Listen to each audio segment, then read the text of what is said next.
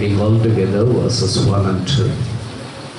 Hebrew పత్రిక 12వ అధ్యాయము మొదటి 2 వచనాలు మనం కలిసి చదువుదాం. ఇంత గొప్ప సాక్ష్య సమూహము మేఘం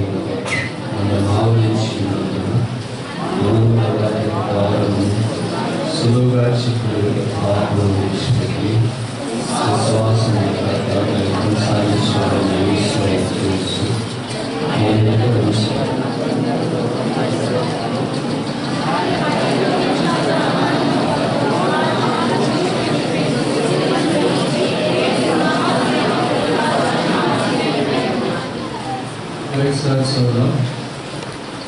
ఇంత గొప్ప సాక్షి సమూహం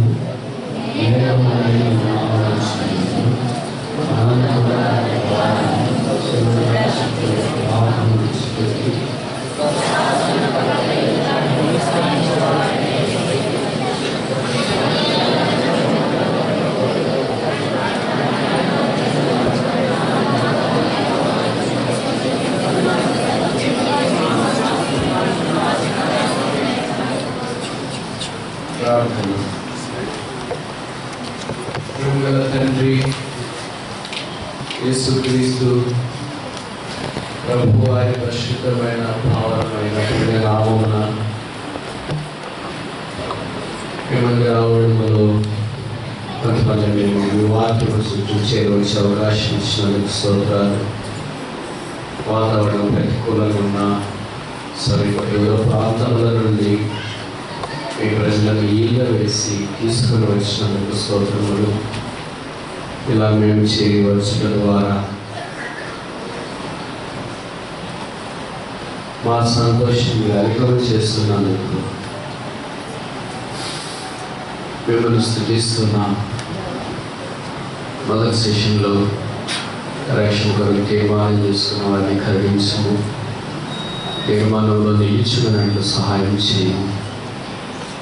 ఎవరైనా అంతరంగంలో తీర్మానం చేసుకొని బాహ్యముగా వెల్లడి చేయకుండా ఉంటే వారిని కూడా మీరు కరుణించి ఆ తీర్మానంలో నిలిచుగా నటించి రక్షణ లేకుండా ఇక్కడికి వచ్చి వారు మిమ్మల్ని సొంత రక్షకుడిగా అంగీకరించకుండా ఇక్కడ నేను వెళ్ళిపోకూడనట్లు సహాయం చేయాలని మేము ప్రార్థిస్తున్నాం. మీరే చూపించి ఈ సహాయం అనుగ్రహించి సపరంగారు కుటుంబము వారిని వహించి వారు చుట్టుపక్కల సంఘాలు వేసుకుని గారు బాబురావు ఇలా చేయవలసిన అందరూ మీకు స్తోత్రములు. వారి శరీరం మీరు విస్తరింపజేసి వ్యాపింపచి నన్ను మీ రక్తం చేత కడిగి పరిశుద్ధపరచము. మీ మాట ఉంచు. ఆ సమయాన్ని మీకు దీవించి పెట్టము. మీకే వదనములు చెల్లిస్తూ యేసు ప్రభు నామమున స్తుతించి ప్రార్థిస్తున్నాము తండ్రి. ఆమేన్.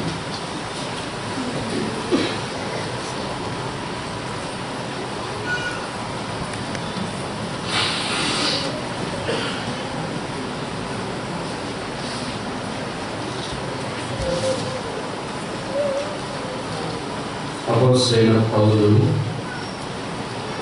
ఆత్మ సంబంధమైన క్రైస్తవ జీవితంలో మనం ముందుకు సాగిపోవడానికి దోహదం చేసే విషయాన్ని మన జ్ఞాపకం చేస్తూ అనేక విషయాలను తెలియచేయడానికి ప్రయత్నిస్తున్నాడన్న సంగతి మనకి పరిచయం. అలాంటి దాంట్లో ప్రాముఖ్యమైనది పరాకాష్ట, యేసు వైపు చూచు, లుకింగ్ అన్టు జీసస్. మొదటి సెషన్లో ఎందుకు యేసు వైపు చూడాలా అనే మాటల గురించి కొన్ని సంగతులు మనం నేర్చుకోవడానికి కోరుకున్నాం. ఈ రెండవ సెషన్లో యేసు వైపు ఎందుకు చూడాలా, మొదటిది సాల్వేషన్ రక్షణ కొరకు యేసు వైపు చూడాలి. రెండవది, యేసు వైపు ఎందుకు చూడాలా? ఫర్ సాటిస్ఫాక్షన్, సంతృప్తి కొరకు యేసు ప్రభు వైపు మనం చూస్తున్నాం. యేసు ప్రభు వైపు చూస్తూ అక్కడే ఉండడానికి వీల్లేదు. రాశారు, పరిగెత్తుదాము, లెట్ us run. పరిగెత్తితేమి కాదు, పరిగెత్తబోధము భవిష్యత్తు కాదు. ఇప్పుడు మనం పరిగెత్తాలని ఫారెవర్. కనుక ఈ మూవ్ చేయవలసిన ఈ అక్షరము అనేది ఉంది.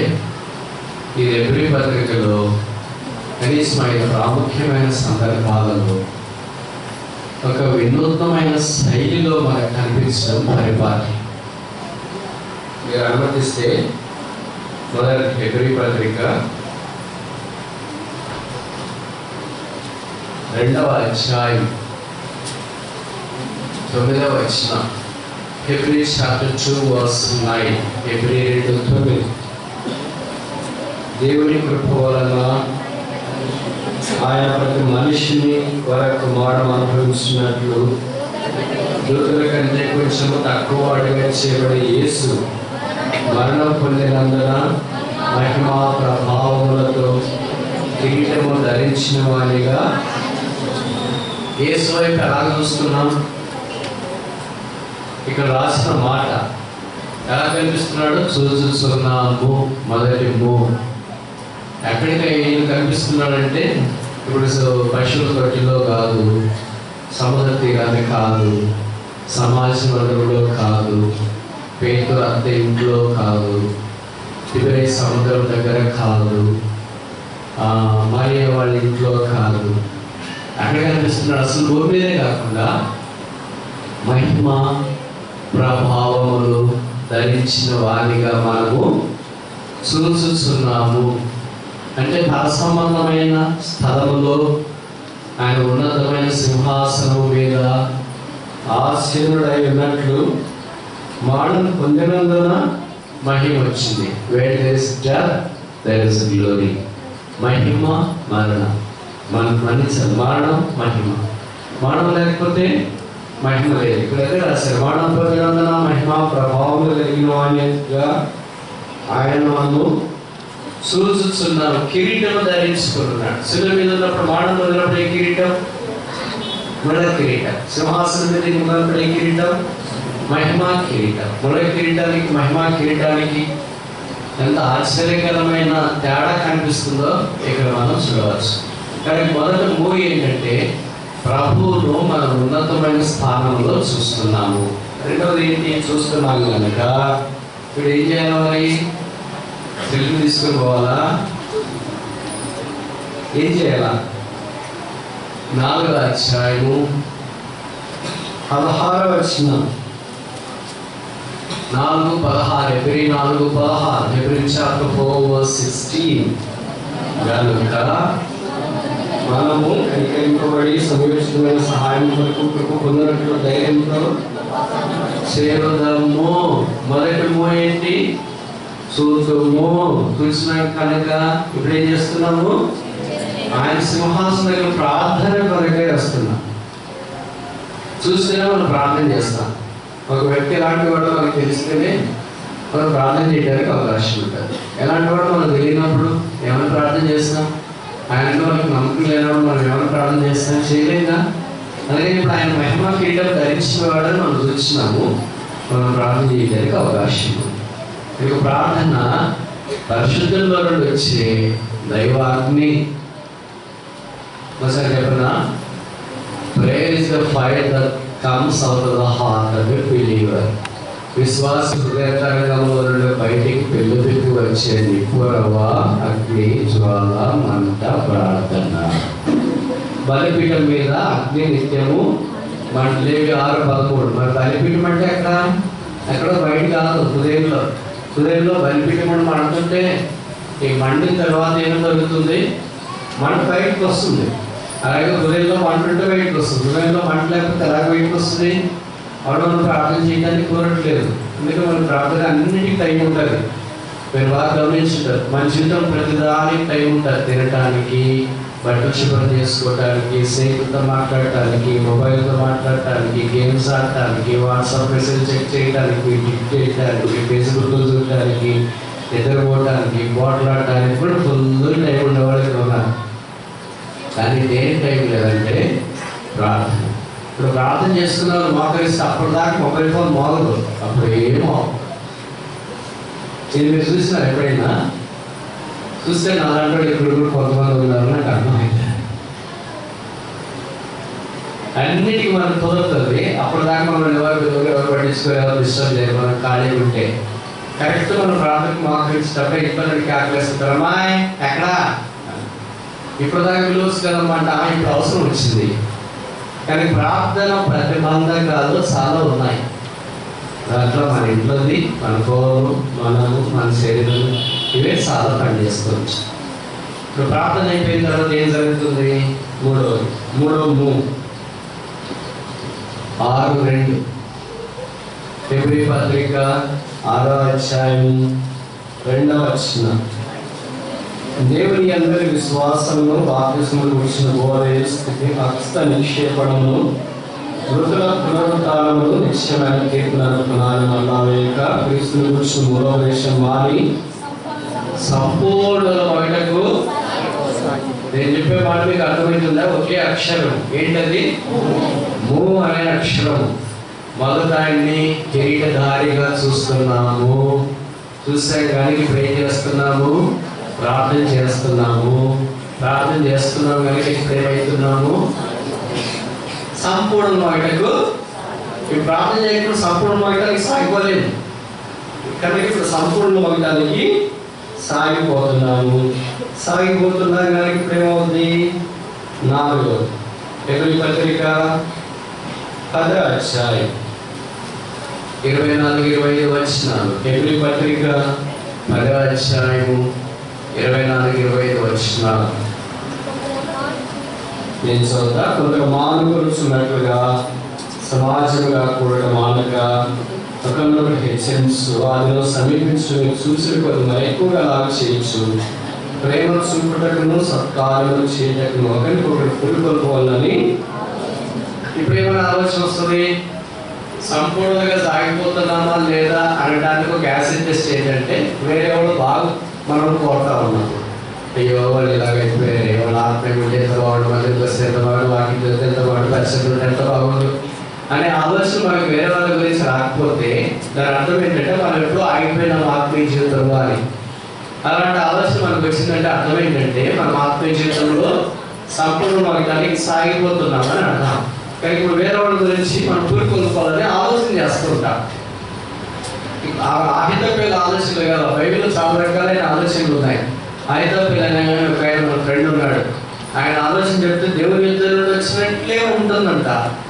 కానీ అలాంటి వాళ్ళ ఆలోచన కూడా ఒకసారి చెడిపోద్ది. దావీదు ఇలాంటి ప్రార్థన చేశాడు, దేవా అహితోఫెల ఆలోచన చెడగొట్టనే ప్రార్థన చేసినాడు. మనం చేయాల్సింది అంతే, చెడగొట్టనే. కానీ ఆయన చెడిపోయిన తర్వాత ఉరేసుకొని తెచ్చిపోయినాడు. దావీదు ఉరేసుకుని మన సంపూర్ణ ప్రార్థన చేయలేదు. అది వస్తే బాగుంటుందని ప్రార్థన చేయలేదు. ఆలోచన మాత్రం చెడగొట్టే వాళ్ళు చాలా దుష్టత్వంగా ఆలోచన చేస్తున్నారు అన్నాడు. మనం కూడా చేస్తే ఎవడే చేస్తున్నాడు? చెప్పట్లేదంటే మనం ఒకటి ఆలోచన కూడా చెడగొట్టంటే ఆ మనిషి ఆలోచన చెడగొట్టడం కుదరలే, ఎందుకంటే వాడే చెడ్డోడు. ఒకేసారి రూట్ వేరుతో సహా తీసేస్తాము. అందుకే అహితోఫెలు ప్రేమైపోయాడు. కానీ ఆలోచన జరగలేదని గుర్తించి తాను చంపుకున్నాడు. వేరే వారి యొక్క క్షేమం గురించి మనం ఆలోచించాలి. ఈ 4 విషయాలు చూసిన తర్వాత ఏ 4? మహిమ గల కిరీటం ధరించిన వారిని వచ్చినప్పుడు, కృపా సింహాసనం దగ్గరికి వెళుతున్నప్పుడు, సంపూర్ణమవటానికి సాగిపోతున్నప్పుడు, వేరే వారి గురించి ఆత్మీయంగా ఆలోచించాలని పురికొల్పు వస్తున్నప్పుడు, ఇప్పుడేం చేస్తామంటే 5:12 ఉంది. ఏమని? ఫిబ్రవరి పత్రిక 12వ అధ్యాయము 2వ వచనము ఆఖరి మధ్యలో భాగం. మన ఎంత ఉంచబడిన పందెంలో ఓపికతో ఐదవ మూవ్ ఏంటి? పరిగెత్తదము. ఇప్పుడు పరిగెత్తాలంటే ఊరికే పరిగెత్తలేరు. మనం అన్నం చికెన్ తినేసి ఇప్పుడు పరిగెత్తంటే పరిగెత్తారా? ఇప్పుడు మనం అన్నం చికెన్ తినేసి వచ్చి పరిగెత్తే మనకి హుస్సేన్ బోల్ట్కి ఏమన్నా తేడా ఉందంటారా? ఉందా లేదా? లేదు. ఎందుకంటే మన దానికే సిద్ధపడుతూ పరిగెత్తున్నాము 100 మీటర్ డాష్ వాళ్ళు 4 సెకండ్లో 9 సెకండ్లో పరిగెత్తే మనం 9 నిమిషాలు కూడా ఇంకా ఎక్కడ ఆరంభించినాం అక్కడే ఉంటాం. ఎందుకంటే మనం దాని కొరకు ప్రయాసపడ సాధన చేయలేదు. పరిగెత్తుట అనేది కఠోరమైన పరీక్ష. నేను పరుగు పందెంతో కొలుస్తున్నాడు అపోస్తలుడైన పౌలు.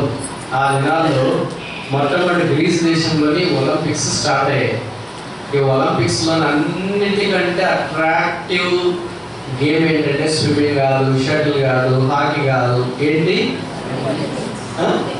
రన్నింగ్. అందులో రన్నింగ్లో చాలా ఉన్నాయి. 100 మీటర్ డాష్, 200 మీటర్లు, 400 మీటర్లు, 800 మీటర్లు, రిలే, మారథాన్ ఇవన్నీ ఉన్నాయి. అన్నిటికీ క్యాప్ ఆఫ్ ద క్యాప్. అన్నింటిలో మించింది ఏంటి? 100 మీటర్ డాష్. ఇది సాధారణంగా దాదాపు 200 దేశాల్లో ఉన్న 7 మిలియన్ల ప్రజలు వీలైనంత దాకా చూడడానికి ప్రయత్నం చేస్తారు. That is the greatest sport event. Olympics దాంట్లో రకరకాల ఇవి ఉన్నాయి కదా, స్విమ్మింగ్ ఇవన్నీ, తర్వాత జావలిన్ త్రో, అది ఇది ఏమేమో అన్నీ ఉంటాయి, డిస్కస్ త్రోలు అవన్నీ ఉన్నాయని సంగతి కూడా మనకు తెలియదు. కానీ తెలిసింది ఏంటంటే 100 మీటర్ డాష్. ఎవరు భూమి మీద వేగంగా పరిగెత్తిన మనిషి ఇంకా పరిపాలన క్రేజ్. అదే ఆ దినాల్లో జరిగేది. ఇప్పుడు మాకు గోల్డ్ మెడల్ 1 అని 2 అని 3 అని 3 బెంచ్లు తయారు చేసి 1 దానికి గోల్డ్ మెడల్, మామూలు మెడల్ ఇచ్చేది ఆ దినాల్లో లేదు. మనకున్న మెడల్ అన్నీ ఏంటంటే ఒలి ఆకులతో తయారు చేసిన కిరీటం తీసుకొని వచ్చి మొదటి ప్రైజ్ పొందిన వాడికి కిరీటం ఉంచేవాడు. అదే చాలా ఘనత. అది వాడిపోయే ఆకు కొన్ని రోజులకి అయితే మనం వీడియోస్ కిరీటాలు పెట్టుకుంటారు పిల్లలు, మీరు చూస్తుంటారు కదా. వీడియోస్ అయిపోయి ఇంటికి వెళ్ళిన తర్వాత సాధారణంగా పిల్లలు కిరీటాలు ఎక్కడో పోయిందమ్మా ఇంకోటి ఇక్కడ వీడియోస్లో పనిచేస్తుంది కానీ ఇంటికి వెళ్ళాలి ఎక్కడో పోయింటారు. అలాంటి సామాన్యమైన గదించిపోయే కిరీటాలు కూడా అంత పరిగెత్తుతుంటే మరి ప్రభువుతో మనం పొందే బహుమానం కొరకు ఇంకెక్కువ పరిగెత్తాలి కదా అని పౌలు విశ్వాసులను పురికొల్పడానికి ప్రయత్నం చేస్తారు. పరిగెత్తే వాళ్ళు ఎట్లుంటారంటే మన మాదిరి క్రమశిక్షణ లేకుండా ఉండరు. మరి క్రమశిక్షణ అనేది ఉందంటారా లేదంటారా? నాకు తెలిసి లేదు. ఎప్పుడు లేస్తామో మనకే తెలియదు. పడక మీద నుండి ఏమి తింటామో, ఎంత తింటామో తెలియదు. ఎప్పుడు పడుకుంటామో తెలియదు. ఇది క్రమశిక్షణ లేని జీవితం. ఇది పరుగు పందానికి సరిపోయేది కాదు. ఆత్మీయమైన క్రమశిక్షణ నేను చెప్పేది. భౌతికమైన క్రమశిక్షణ కాదు. ఉదయాన్నే వేసి రోడ్డుకి వెళ్ళి పరిగెత్తి ఇక్కడ నేను చెప్పట్లేదు. అది మీరు చేస్తే చెప్పుకున్నాను. ఎందుకంటే మీకు హెల్త్ కేర్ శరీరం అంటే అంత ఆశ కదా. హెల్త్ కేర్ చాలా ఇష్టం కనుక దాని కొరకు ఎలాగో ప్రయాసపడతారు. మరి వాట్ అబౌట్ స్పిరిచువల్ కేర్? ఆత్మీయమైన జీవితం సంగతి ఏంటి? ఈ 70 ఏళ్ళు నీ శరీరం కొరకు ఇంత ప్రయాసపడుతున్నామే. ఈ శరీరం గతించిపోయిన తర్వాత ప్రభుత్వం మనం బహుమానం పొందే దినం అనేది వస్తుంది. దాని కొరకు సిద్ధపడాలని కోరపడుతూ ఉన్నాం. ఎన్నో రకాల పనులు ఉన్నాయి. మీరు అనుమతిస్తే ఈ విషయాలు బైబిల్లోవి మనం చూసి ముగించడానికి ప్రయత్నం చేస్తాం. మొదటి రోమపత్రిక 9:16, రోమన్స్ 9:16. రోమపత్రిక 9వ అధ్యాయము 16వ వచనం. రోమన్స్ 9:16. కాగా పొందగోరు వారి వాళ్ళైనను ప్రయాసపడు వారిని వదలగలరు కాదు కానీ ప్రకటించిన దేవుని వల్లనే అను. ఈ మాట జరిగిన తర్వాత మీలో కొంతమంది కనిపిస్తుంది ఇప్పుడు పరంపరమైన వేరే ఏంటి అని. ఒకటేసి తెలుగు బైబిల్ కింద రాశారు. తెలుగు మీడియంలో నామాలు తెలుగు మీడియం చదివిన చూడండి కింద ఒకటేసి ఏం రాశారు? పరిగెత్తు వారి వల్ల అయితే ఏమీ లేదు కానీ ఎవరి వల్ల ఉంది? కరుణించు దేవుని వల్లనే ఉంది. కానీ దేవుడు మొట్టమొదట పరుగు పందెంలో అసలు మనం ఉన్నామా లేదా అది చూడాలని కోరుతున్నారు. పరుగు పందెంలో మనం వస్తామంటే మనం తీసుకునే వాళ్ళు ఉన్నారు. కరుణించి దేవుడు కరుణిస్తాడు కదా, ఇంకా ఆడాల్సిన పని ఏముందంటే కుదరదు. పరీక్షలో దేవుడు సహాయం కొరకు ప్రార్థన చేస్తాము. ఇంకా ప్రార్థన చేసే కదా ఎందుకు పోయి పరీక్ష రాయాలా అనుకుంటారా? అనుకుంటే పరీక్షలు ఎలా పాస్ అవుతాం? పాస్ కాదు కదా. కానీ ఇప్పుడు మనం చేయాల్సింది ఉంది. మనం పరీక్ష హాల్కి వెళ్ళాలా, క్వశ్చన్ పేపర్ చూడాలా, ప్రార్థన చేసుకోవాలా, హాల్ టికెట్ నంబర్ వేయాలా. మనం రాసేదాన్ని బట్టి ప్రభు మనకి సహాయం చేస్తాడు. విశ్వాసం బట్టి దేవుడు సహాయం చేస్తాడు. మనం ఏమి లేకుండా, మనం ఏం ప్రయత్నం చేయకుండా, మనం ఏం ప్రయాసపడకుండా, దేవా నువ్వు నిజంగా దేవుడైతే నేను పరీక్ష రాయకపోయినప్పుడు నువ్వు పాస్ అయ్యాను. కొంతమంది ఇట్లా ప్రార్థన చేస్తుంటారు, నువ్వు నిజంగా దేవుడైతే నేను ఇంటర్వ్యూకి వెళ్ళకుండా నాకు ఉద్యోగం రావాలా. నీ కోరుకోవడం మంచిదే కదా. నువ్వు కోరుకున్నా కోరుకోకపోయినా నిజంగా దేవుడే.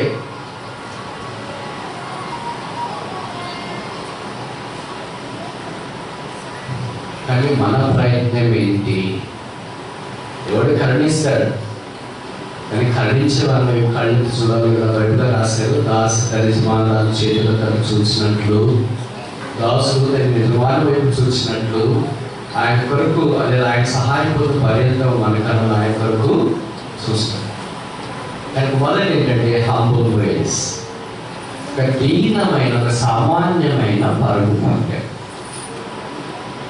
ప్రతి దానికి సామాన్యంగా ఆరంభిస్తాం. Every great thing begins with a humble beginning. ప్రతి గొప్పది చిన్నగా ఆరంభమవుతుంది. అందుకే బైబిల్లో రాశారు, who has despised the day of small beginning. కార్యములో అల్పంగా ఆరంభించబడిన దినంలో ధృవీకరించగలవాడు ఎవడు? ఇంత చిన్నది ఏమవుతుంది, ఇంత చిన్నవాళ్ళు ఏమవుతారు అని అనుకోవద్దండి. దేవుడు చిన్నవాడినే పెద్దగా చేసేవాడు. దేవుడి దృష్టిలో చిన్న పెద్దనేం లేదు. చిన్న పిల్లవాడు చిన్న చేపలు తీసుకొని వచ్చినాడు, ఎంతో మందికి వేసుకోవారు పట్టించి. కానీ దేవునికి సహాయం సాధ్యమే. మనము దేవుని మీద ఆధారపడడానికి ఇష్టపడాలి, అప్పుడు దేవుడు మనకు సహాయం చేస్తాడు. కానీ మొదటిది ఏంటంటే మనం దేవుడితో ఆరంభించకుండా ఈ పరిపాలన మనం కొనసాగించలేదు. రెండవ చూస్తామా,